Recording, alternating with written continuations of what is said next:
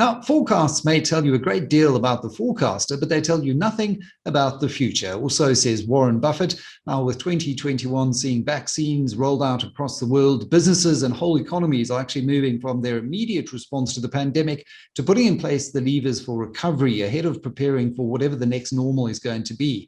And there are no doubt going to be various opportunities and challenges for companies and investors. Now, the fundamental principles which drive M&A investment strategies, such as investing to high quality assets at the right multiple, partnering with strong management teams, and focused exit strategies, as well as a world awash with liquidity, really are expected to support M&A remaining resilient and supporting that post-COVID-19 economic recovery. I think globally, deal activity is ratcheting up. We've got the likes of Amazon and the MGM deal. Those certainly stand out. And locally, the recent talks around Distell being taken out by Heineken as well. So what can we learn from the events of 2020 that are going to shape M&A this year? It's a great pleasure to welcome Wildu du Plessis, head of Baker McKenzie's Global Africa practice, to talk M&A at this time when it feels like it's heating up. Wildu, as we go into winter, how are you doing?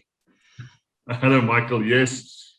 I mean, all of a sudden we've got a cold spell here in Gauteng, and as you say, we're quite sort of excited about the potential heating up. Not a massive heating up. I mean, I think we have to be realistic that COVID-19 and the whole pandemic did have a big impact on M&A in South Africa and, in fact, across sub-Saharan Africa. But what we see from sort of discussions we had, client activity is picking up. So hopefully that we can start seeing a bit of an increase or a recovery, shall I say, just as the cold front is hitting us. Now, what kind of recovery can we expect to see? To use that analogy, is it going to be a slow burner, or is it going to be something that heats up a little bit more rapidly as we look to take advantage in certain sectors of the opportunities that COVID has laid bare in its wake? Yeah, Michael, I must say, I wish I could say we think it's going to be an absolute explosion, but the way that we look at it, especially in South Africa, we think that the M&A market will remain weak in the near term, and we'll start seeing modest recoveries in deal-making activity going forward, building from there. The bit that we, of course, have to remember is that the pandemic really did have a massive impact on M&A activity, especially in South Africa. We saw big drops, both by value and by number of deals in the second half of last year. So that we're really coming from a low base. But there's still quite a lot of uncertainty in the market. And if we can address that, hopefully we'll start seeing a modest recovery. With that uncertainty, I suppose companies sitting with cash on their balance sheets will probably want to see a little bit more of this mist that descended thanks to COVID lift, so that you can plan out into the future. Very difficult to execute on transactions if you're uncertain about future cash flows, how certain consumer markets are going to shake out post the pandemic. And there are obviously some drivers for growth in an environment like this. We've got favorable interest rates. We've got distressed assets potentially. What do you see as some of those growth drivers, considering the soggy 2020 that you've just outlined? Yes, Michael. So I mean, the first bit that we at Baker McKenzie see quite a lot of opportunity in is this issue of potential bargains or distressed assets. M&A activity, not only in South Africa, but in Africa, generally, would probably come forward in the sense of this, what we would call distress M&A. So you see a lot of sectors having real distress, not only as a result of the COVID pandemic, especially if we look at South Africa, a whole bunch of other factors building into or impacting the distress that we've seen. Yeah. And that opens up opportunities for buyers with strong market positions, good balance sheets, access to capital, and maybe a slightly different appetite for risk. So as we see a contraction in certain spheres of the economy, that will start opening up opportunities where companies want to throw off or get rid of, dispose of maybe non-core businesses and that sort of thing, which then for a buyer that is in a good position, picks that up. I think we also need to just link that to the fact that you do need to have a relatively stable economic and political climate for that to really work. So the issue around favorable interest rates, I think that is another a point that you made that is important. Everyone was sort of watching worldwide what's going to happen to interest rates, and if we see a bit of stability there that we've seen, that definitely will be positive in getting this a bit of activity going again. And no doubt that driven by the Fed funds rate. I mean, that really is the global benchmark. And we are seeing the Fed time and again, when the market gets a little bit worried about inflation not being transitory, we see Fed speaker after Fed speaker, Charles Clarida, the most recent one, come out and say, we are going to be data driven and the labor market is not where we want to see it. We still believe inflation is transitory. We've had our own Saab say, the rates are going to remain accommodative for a lot longer. So I suppose all of that from a macro perspective does feed into an improving outlook. We still have the uncertainties of Eskom and some of the internal politics of the ruling party, but I don't want to get bogged down in that. I mean, predicting that is a mug's game. When we look at potential for consolidation in this market, I certainly look at the property sector, for example, and I expect there to be quite a lot of activity out of that particular asset class. Are you likely to see consolidation being a big driver domestically as a theme?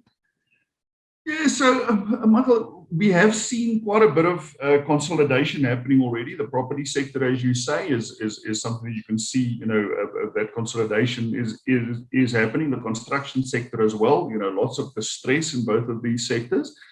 What we see is whenever we talk to our clients is the question becomes: does that make my route to a successful acquisition or investment easier if you start thinking on the competition side? So, right.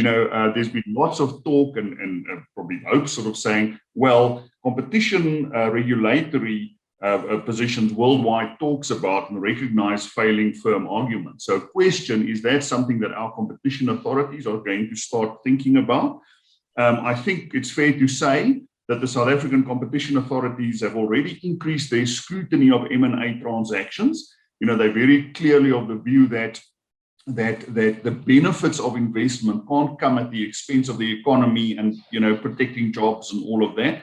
So I think one will have to see how that plays out. But generally speaking, yes, consolidation domestically in South Africa, I think we're going to see quite a lot of. Yeah, it means firms will have to really understand the issues that are going to be weighed up in front of the regulator and be able to navigate and tiptoe around any potential mines in the minefield or risk detonating one that really scuppers a transaction. And when you invest a lot of time and resources and capital into these processes, that is the last thing you want. And I think of the Pepkor Buco transaction, I think, is the most recent one where competition authorities have weighed in to say, whoa, guys, let's just back up here. Now, if you look at who is investing in South Africa, do you have a handle on where that investment is coming from? Is it internal? Is it foreign investment coming into this market? And I think here of the Heineken Distell transaction, and most recently as well, Pioneer Foods and PepsiCo. Where do you see the flows coming from to execute on deals?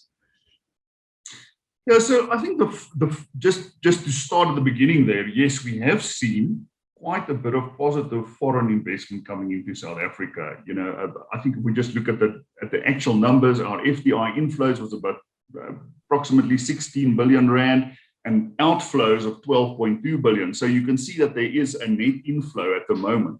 Where does it come from? So our foreign investors in the traditional markets, England, Europe, the US, they've long been valuable and ongoing M&A investors in South Africa. And I think one can almost boost that further if South Africa and other neighboring countries, for that matter, can maximize our participation in Africa free trade.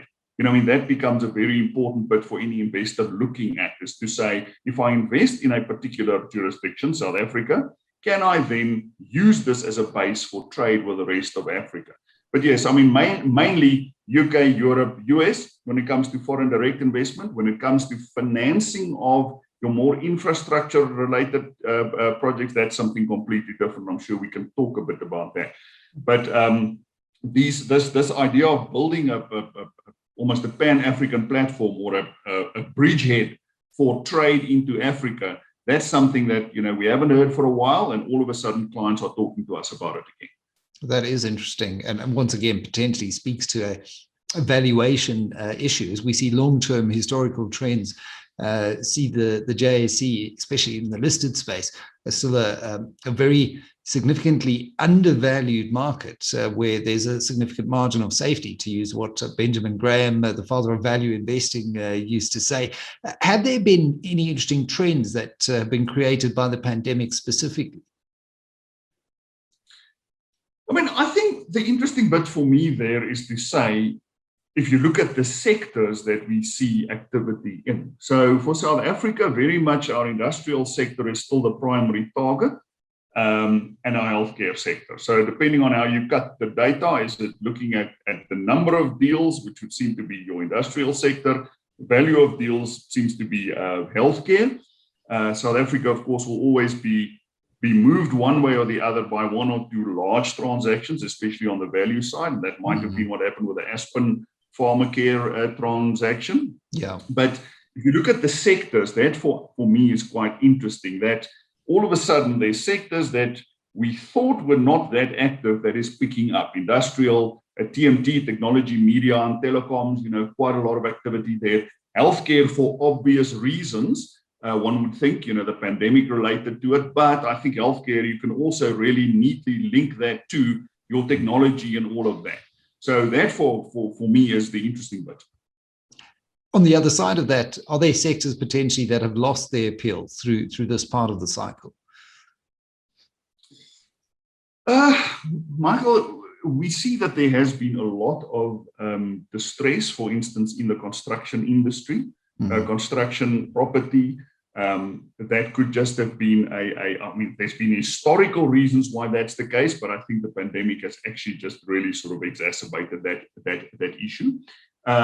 That, of course, doesn't mean that you won't see activity there, but that means those sectors are ripe for either consolidation or for some distressed M&A, which, of course, then would see an uptick in the numbers on the investment side on that sector, even though there's quite a lot of distress at the moment. Right. No, that makes sense as well. And then, speaking of construction infrastructure, you mentioned earlier, there's been a lot of talk in the last couple of years from government consolidating the rollout of infrastructure inside the project management office inside the presidency. It's run by Dr. Gosienzo Ramakgopa.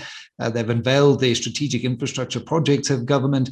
It's now just a question of when we're going to see some of these shovel ready and investing and investor flows into these. How do you see the infrastructure landscape playing out, considering we need so much investment in water and energy and roads and all of these network industries, ports? The energy sector has been sort of dwindling for a while, so really slow, but all of a sudden there's renewed interest in our REAP project, our renewable energy sector. There's a lot of talk about hydrogen, green hydrogen, how that can lower energy costs, increase flexibility, facilitate decarbonization. So exactly the right thing. We know that there's a roadmap that has just been published for that. So that's really good that there's renewed investment in the energy sector. I think there's a lot of negative publicity at the moment in relation to the power ships and so on, but we'll have to see how that shapes out. But sorting our energy problem remains vitally important for South Africa. We then just look slightly further afield, other types of infrastructure. I think the question there is, how do you fund it? You touched on water. Now, we know that the World Bank has highlighted water as one of the key issues in Africa in order to make sure that Africa retains a positive growth rate, access to water. But water, people don't want to pay for water. It's a very difficult thing to deal with. So the key to unlock that, the way we look at it, is to say, how do you fund it? And there's a whole new a bit of thinking that I think is happening across the world as to how do you fund infrastructure. A lot of geopolitical discussions going on around that. We've actually just seen a new report that talks about shifting patterns in Africa infrastructure financing that shows you how much the Chinese funders are investing into funding African infrastructure. But spot on, if we can't get our infrastructure going and investment in infrastructure sorted out, making the jump from there to participating in the African free trade market will be very, very difficult. Absolutely. And it also speaks to the operating environment in South Africa. I mean, from policy, legislation, the fact that we're junk status, Eskom and the water challenges that you've mentioned, the skills challenges, the performance of SOEs, governance issues in the public and the private sector. I mean, the list is probably longer than the list of things going right at the moment. How do we overcome these issues to attract FDI? Yeah, Michael, that is absolutely correct. I mean, whilst we at Bakers believe that the country is still on the right track for future growth and recovery, there is a lot that needs to be done in the short to medium term. All of those issues that you highlighted is things that we need to address. The way I look at it, I think, is for South Africa to really sort of improve its position and so on, there has to be an acknowledgement of the fact what needs to be done and how do we do it. So we first of all have to admit that we can and should do better. Then we need to think about what is visible and real action that we can take to move things forward.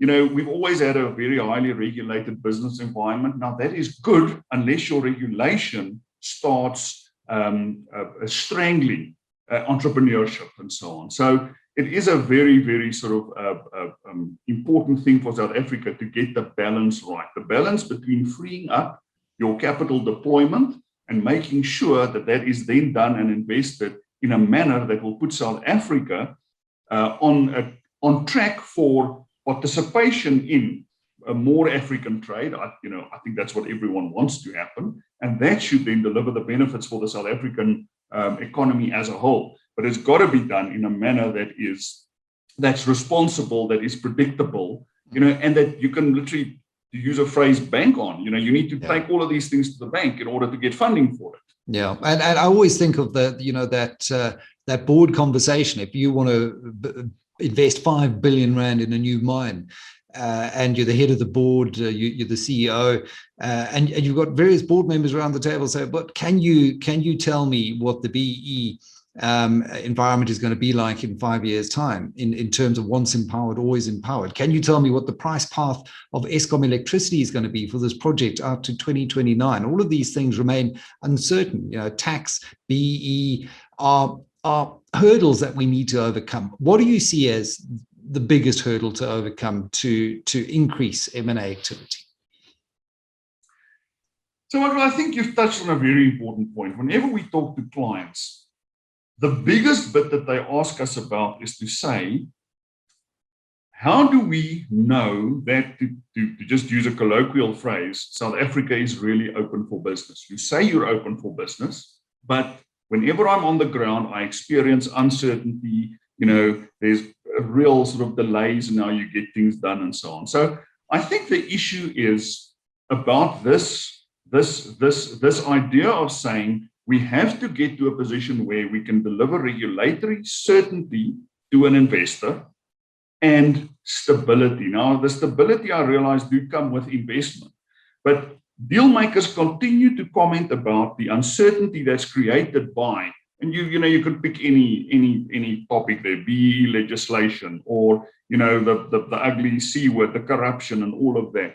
But until people start seeing real actionable things happening on the ground, I think it'll be very, very difficult to convince more people that South Africa is open for business. That being said, we do see quite a lot of investors still say to us, Bakers, for all of what we see, South Africa is still a pretty good investment opportunity or investment destination. But the trick is to have more of them to come invest their money in South Africa. Yeah, I mean, the one thing is, we're not a Turkey. Our institutions are strong. We don't have fiddling in the central bank. We're not a COVID denialist country like a Brazil. And there are other emerging markets where the problems are actually much bigger. And I think if you're an emerging market investor, you are starting to look a lot more at South Africa. And so really, it is upon us and within our control to really see benefits if we make some further gains on those quick wins. Wildu, we're going to have to leave it there. A great pleasure taking a bit of a whirlwind trip through M&A here in South Africa and some of those big trends and themes here on Business Talk on Business Tech. Take care. Thank you. Bye-bye.